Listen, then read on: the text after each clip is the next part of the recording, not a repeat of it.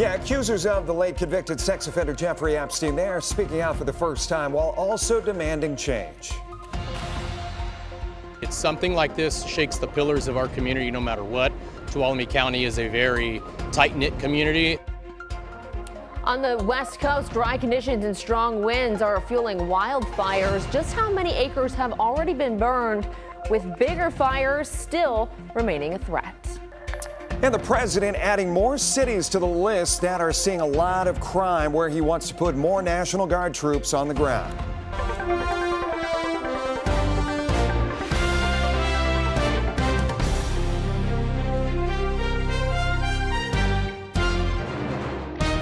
Joining us here on WTOL 11 Plus now, Toledo's only local live, full 30-minute exclusively streaming newscast only on WTOL 11 Plus. I'm Kaylee Maritet. And I'm Jeff Smith. Our top story of the day: the former site of the Sears in Elder Beerman in West Toledo could soon be getting some new life. Jeff, a development company out of Chicago is looking to bring a new lifestyle center to the now empty lot off of Secor and Central, and they're already in talks with the Toledo-Lucas County Plan Commission to make it happen. Michael Sandlin has more on what could be coming.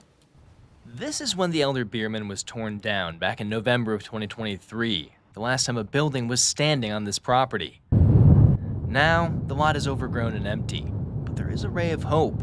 A sign from Abell Associates promising something new, potentially ending a 7-year dry spell for the lot. I feel the frustration that people feel that it's been sitting for so long. I agree that I wish that I could have done this 10 years ago. You know, we love Toledo. We like the Toledo market. That's the voice of Liz Holland, the CEO of Abell Associates, the same group that opened the Westgate Shopping Center across the street back in 05 and 06. Liz says now her group wants to do the same on the other side of the street.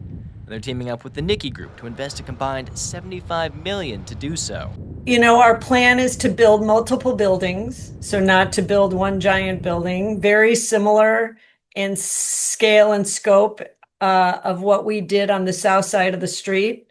So, you know, our hope is that, you know, the success at Westgate Village South will be replicated at Westgate Village North. That includes big box and smaller retail stores, plus restaurants. Holland says they hope to have shops open and ready by summer of 2027. But first, the project must get the approval from the Toledo-Lucas County Plan Commission. Alex Schultz on the committee tells me some fixes need to be completed before the plan can be rubber stamped. Schultz says if they can get that ironed out, the plan is then taken through a series of public meetings. And only then can council vote on it. This developer is looking to go pretty quickly. I think he wants to do some site work, probably by the end of this year or beginning of next year. Michael Sandlin is joining us tonight in studio. Michael, the community will actually get an opportunity to weigh in on this. Yeah, that's right. So the developer's actually having a meeting at 6 p.m. tomorrow. It's going to be Thursday at the Sanger Branch Library. They're going to give people a chance to just show up and give their takes on this, whether they have concerns or they have any questions. It'll be their opportunity to speak with the developer. It's the first time the public can really weigh in on this, so definitely a big moment for this project. I'm sure a lot of people will have their opinions that they want to share. So this lot has been vacant for a while. For people at home who don't remember, what was there before this? Yeah, so I touched on it in the package just a little bit. There was an Elder Beerman that shut down in 2018, and then it was demolished in 2023. But even before that, there was a Sears that was closed in 2017. So we're talking between 5 to 6 years, or rather 7 to 8 years of nothing happening at this lot. So this is going to be almost a decade's worth of blank finally being filled in by a project. I'm sure a lot of people in the community want to see it filled. So let's talk about traffic. That stretch of road on Secord and Central has been pretty busy with different businesses. Is that something developers are worried they might add onto, or how is this going to be looked at? So it's definitely something they're aware of. Just speaking to the CEO, she said that they're well aware that that traffic corridor has gotten pretty busy, but she said that there's going to be entrances on both the Central and Secor side. So she's hoping that can at least slow down the traffic just a little bit, allow some of the cars to breathe and not have the drivers so bumper to bumper. So fingers crossed it doesn't add too much to the area. All right, Michael Sandlin joining us in studio tonight. Jeff, we are going to send it back over to you. Kaylee, thanks for tracking some stories making headlines around the globe right now. Firefighters continue to battle wildfires out on the West Coast. Also, the Vice President and Second Lady in Minnesota to pay their respects to the victims of last week's school shooting. President Trump adding more cities to the list that he claims are in need of federal help. But first, accusers of the late convicted sex offender Jeffrey Epstein and his incarcerated co-conspirator Ghislaine Maxwell, they gathered on Capitol Hill today. Women who say they were victimized and abused by Epstein shared their stories, some publicly for the first time. The women are demanding accountability, alleging that for years the truth about Epstein and his circle has been covered up. I was one of dozens of girls that I personally know who were forced into Jeffrey's mansion. House Speaker Mike Johnson, he was among the lawmakers who met privately with victims, calling them courageous. Other lawmakers say the House Speaker and colleagues are not doing enough to bring transparency and accountability. The news conference comes as two lawmakers are leading a bipartisan effort to force a vote requiring the Justice Department to turn over all files related to the case. We're going to be going to maybe Louisiana. And you have New Orleans, which has a crime problem. We'll straighten that out in about 2 weeks. It'll take us 2 weeks, easier than D.C. The president has expanded his list of cities that he claims are crime-ridden and in need of federal help. He has already deployed National Guard troops to D.C. and has talked about other cities, including Baltimore and Chicago. Congress is now working on legislation that would extend the president's order federalizing the D.C. police force through the end of the year. Vice President J.D. Vance and Second Lady Usha Vance, they were in Minneapolis today to pay their respects to the victims of the Annunciation Catholic Church shooting. The Vice President and the Second Lady laid flowers at the memorial that's outside the church, and they read chalk messages in front of the church as well. 2 kids were killed, several others were injured in that shooting last week.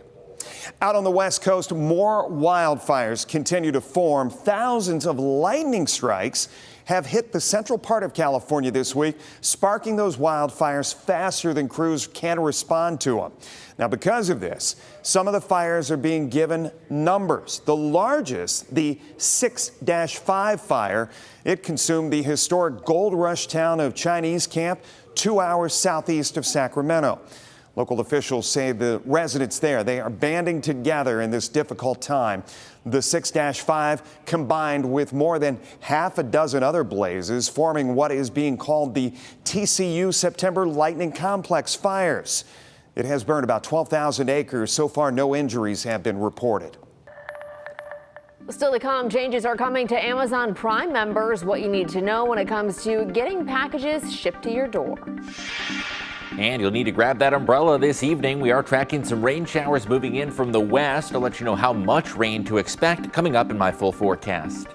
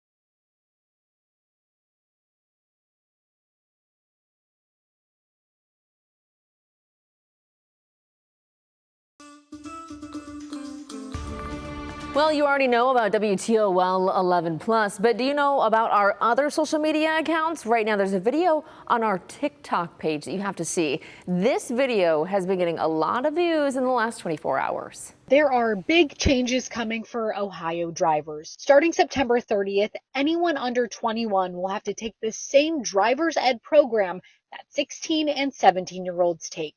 That means 24 hours of classroom or online learning, 8 hours behind the wheel with an instructor, and 50 practice hours with an adult and 10 at night. Before this law, if you were 18 or older, you could just skip driver's ed completely and go right to taking the test. But now, thanks to a change in Ohio's state budget, that's no longer the case. So if you're 18, 19, or 20 and now planning on getting your license, get ready for some extra training. Click the drop down to find a link to the full story. Make sure to follow us on our WTOL 11 TikTok page. There's plenty to watch, including the latest stories being talked about locally and nationally. Well, airports were busy across the country this past weekend. TSA screened nearly 10.4 million passengers over the Labor Day weekend. That's more than a 3% jump from the last year. Those with TSA say Friday marked one of the busiest days in its history, with more than 2.9 million passengers screened. That's the highest number ever for a Friday before the holiday. Well, attention Amazon shoppers, a popular program that let Amazon Prime members share free shipping benefits with people outside their household, that's going away. The company says it's shutting down the Prime Invitee program on October 1st. Going forward, those perks will only be available through Amazon Family, which allows sharing with one other adult plus kids and teens, but that's only if they all share the same address. Anyone else will have to buy their own membership. The world's largest iceberg has broken apart. Scientists from the British Antarctic Survey say the iceberg, known as A23A, is rapidly breaking up into very large chunks. Previously, it weighed roughly 1.1 trillion tons and spanned more than 1,400 square miles. That's the size slightly bigger than Rhode Island. Now the megaberg has shrunk to about 650 square miles. That's roughly the size of Greater London. Still pretty big. And we should clarify megaberg. That's a scientific term. Yeah. Totally accurate. But yeah, quite a sizable iceberg there. Wow. Let's talk a little bit about our forecast here. And, during our shows on WTOL earlier tonight, we were talking to Chris about September being a month where typically we see drier patterns, but it seems like after a wet spring, this has been kind of abnormal. Yeah, I mean, last year, you recall, that drought started in late August, early September. We're a few weeks delayed this year, but I think after tonight, we're really not going to get any rainfall for a week to even a week and a half. So many folks really do need that rainfall. I know we're expecting about 1/4 to 1/2 inch. I don't think that's going to be quite enough for some areas. We'd like a little more than 1/2 inch, but yeah, drought conditions are certainly unfolding. And the tail end of the growing season could be affected. So does the cooling of the temperatures, does that benefit in any way, shape, or form, or you just need rain when you're in a drought? Yeah, you just need rain at this point. Obviously not too much, because drought-ridden soil is also more susceptible to flooding, which is kind of counterintuitive. We're not quite at that point yet. Most of the area is just under what we call moderate drought. In some locations, just under abnormally dry conditions, so not registering as an official drought just yet. But the new drought monitor comes out on Thursday, so we should have some new data for you tomorrow on WTOL 11. And my last question, is tonight just a sip? Is it a gulp? Or is it an absolute deluge? It's like a couple sips, 2 or 3 sips. Not necessarily like a full glass of water, but we'll call it a glass. Not an 8 full ounces. A glass half full. We'll call it that. We won't complain at this point, I think. Yeah, so let's time out those couple sips that we're going to get tonight and into the daybreak hour tomorrow. And that WTOL 11 forecast, 1/4 to 1/2 inch of rainfall expected. And the rain is going to be moving through mainly after sunset tonight as a cold front slides in from the west. The change that's going to bring does impact the temperatures as well, because it is going to be turning cooler into the weekend, and we are on tap for another fall feeling weekend, although we will be drying out for your Thursday. So the bulk of the rain happens essentially between sundown tonight and sun up tomorrow. Those showers starting to work into far northwest Ohio and southern Michigan, including Fulton County back towards Williams, Lenawee, and Hillsdale counties. Due to how low the humidity levels are, the rain has weakened in intensity since moving in from Indiana. Now you may see that little stripe of green right along the line of the Maumee River. That's what we call a gust front. In other words, a little uptick in winds ahead of a line of showers. This is really not producing a whole lot of rain, but you may see some dark looking clouds in the sky and feel a slightly breezier setting as that gust front pushes on through, although the bulk of the rainfall thus far has been fairly light in nature. Here's some of the areas that are seeing some rainfall. Adrian and Hillsdale, back towards the city of Bryan, there is some light to moderate rain coming on down. All of the heavier rain has generally been west and northwest of us. There is a little more moisture and a little more humidity back towards Lake Michigan. Locations like Grand Rapids and Kalamazoo have been picking up some more moderate to even torrential at times rainfall. There is a cold front moving in, and that cold front is going to bring us not only the rain, but also a drop in temperatures as we head towards the weekend. Now ahead of that front, boy, what a summer feeling day. Temperatures still hanging on to the 80-degree mark in Toledo, but west of town, a drop off to the 60s has occurred, and that's not only due to the rain, but also the clouds and that cold front that is quickly moving into the area. So the hour-by-hour timeline, anything that we see between now and sunset is going to be very light and mainly northwest of town. After dark, that is when the rain really starts to pick on up, and through about midnight, we're going to start to see some widespread soaking rainfall. Now, overnight tonight, rain's going to be moving to the east of Toledo. If you're a very early riser between about 5, even 6 a.m., still could be seeing some showers along the lake shore and far south and east of the river, and sunshine quickly returns into tomorrow. So it's going to be a fairly short window of rainfall, essentially between this evening and daybreak Thursday. The latest data shows about 1/4 to 1/2 an inch of rainfall. Some isolated spots over 1/2 an inch are expected. So a couple drinks of water there for the garden as well as those farm fields overnight tonight. Now in the temperature department, we're going to be dropping off to the 50s tomorrow morning. Locations far north and west like Hillsdale could even fall to the upper 40s, and that's a sign of a change in the weather as that cold front ushers in a cooler September feel. Much of the day is going to be spent in the 60s, and that bus stop forecast, well, going to be cool in the morning, dry weather and sunshine returning into the later part of the day, and there could be some fair weather clouds, but a mainly dry day once those showers skirt out early in the day. And into the weekend, a fall chill and a cooler feel that is expected. Now overall, there is going to be a warming trend into mid-September. Despite the relatively cool weekend, we are going to see an uptick in temperatures, and by late next week, we could be right back into the 80s. But the one thing you will notice, hardly a drop of rain once those showers clear out tonight. Jeff, Kaylee. We want to give you a story out of Florida right now. A boy woke up with an appetite for adventure. Five-year-old, to say the least. 5-year-old William right here made his way to a Chick-fil-A while his parents were still asleep. Yeah, Jacksonville police arrived to find him happily eating breakfast with a manager who was keeping him company. The first challenge was finding his house so they could bring him home. It's right across the street, right over there. I walked him to the back of my patrol car. Are you going to get me in jail? No, I'm not going to put you in jail. And we started checking the area. All right, buddy, where's your house at? So then he explained that he had a white fence. That's where it is. Right here? Yeah. My gosh. The little detective work, officers found the house and hopped the fence to return him to his shocked parents right there. How did that little kid get over the fence? They said William had let himself out the front door, something he had never tried before. A few weeks later, the family met the officers at Chick-fil-A to thank them with cookies. I love how he was concerned about going to jail. Yeah. I like how he had such a fixin' to get his Chick-fil-A on, right? Willing to do anything. Eat more chicken. Stay right there. When we come back, people living in this neighborhood say this home is abandoned, all except for the dogs and cats inside. And when we come back, the home is now boarded up, and the man who did it had to appear in court. We'll tell you why. And a Toledo police cadet resigns the day after she was arrested. The charges she's facing tonight. Also, a forced landing here in Northwest Ohio. A plane and its pilot landing in a field near the Wood County Regional Airport. What we know about those who were on board.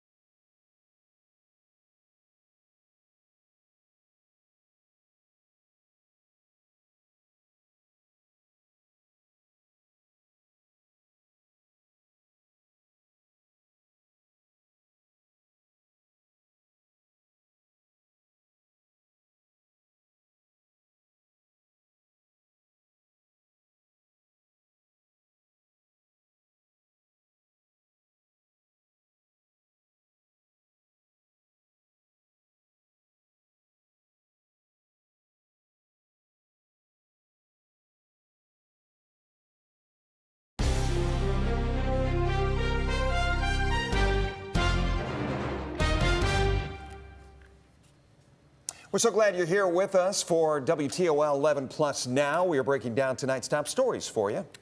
Well, Savannah police say they are investigating a shooting that happened at Midwest Shooting Center. Police were called to the center a little after 12:30 this afternoon. Once there, officers found a person had been shot. That person was taken to the hospital, but there's been no word on their condition. Savannah police did say there's no threat to the community, and more information will be released when it becomes available. Well, 2 people are hurt after a small plane was forced to make an emergency landing near Wood County Regional Airport this afternoon. The Ohio State Highway Patrol says 2 people were on board. A Bowling Green State University spokesperson says a student was being evaluated by an examiner for their commercial pilot license when the incident happened. We're told the exam involved landing an aircraft during a simulation of engine failure. We've got an update to a story that we first brought you last month. Community members have been complaining about a Toledo house, a West Toledo house, I should say, that's abandoned, all except for the animals that are on the inside. The home is on Loxley Road. Lucas County coroner says the home's owner died earlier this year, and that man's nephew is now telling people that he owns the house. Neighbors say people and animals have been in and out of that place for months.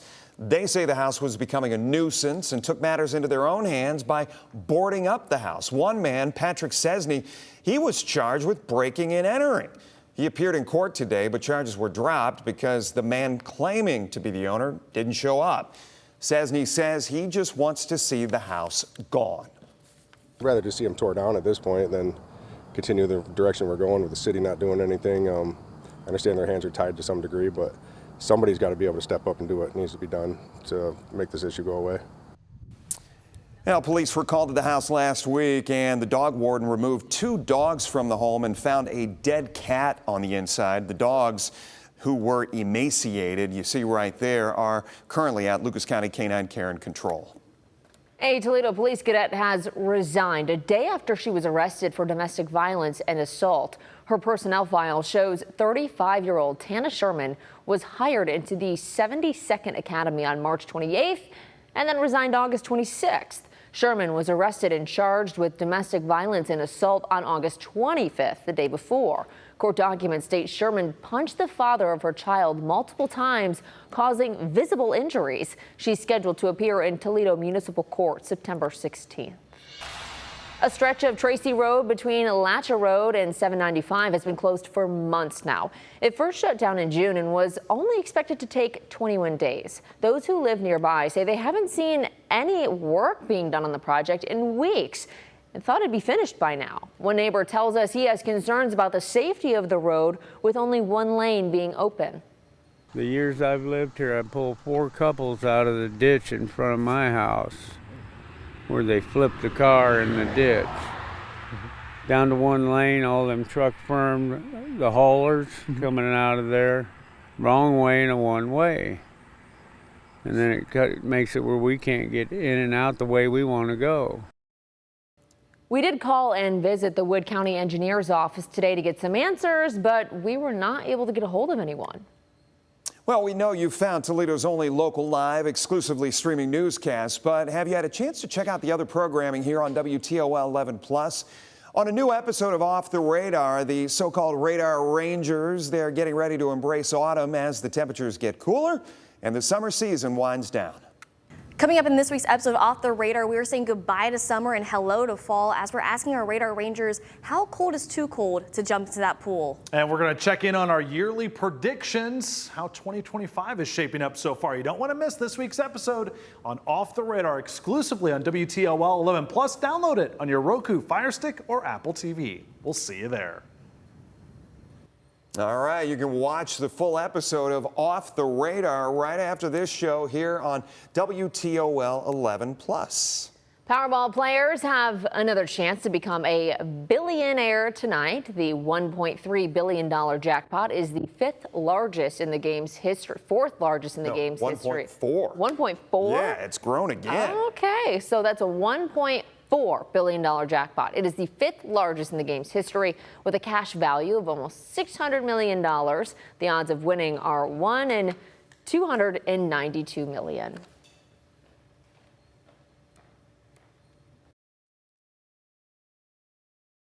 Mickey Mouse and handcuffs. Well, if it wasn't Mickey Mouse, but Chuck E. Cheese, I think this is a story. There we go. It wasn't Mickey Mouse. You heard the person saying, would you put Mickey Mouse in handcuffs? Well, it wasn't Mickey Mouse. It was Chuck E. Cheese in handcuffs in Florida. Police there responding after a woman reported potential credit card fraud at a Tallahassee business. Surveillance video shows the man in the mascot suit using the card at another store. And guess what? He is now facing charges. All right, in your Health Watch tonight, you saw it a little bit. A common ingredient in gel nail polish has now been banned in Europe over safety concerns. The chemical called TPO has been linked to hormone disruption and long-term health risks. While the U.S. has not banned it, dermatologists are warning that repeated exposure could be harmful. Doctors say the chemical can impact the endocrine system, raising concerns about fertility and other health-related issues. The FDA tonight advising consumers to read labels, follow warnings, and make sure that the salons that you're going to are using well ventilated, I should say, whenever they are using nail products.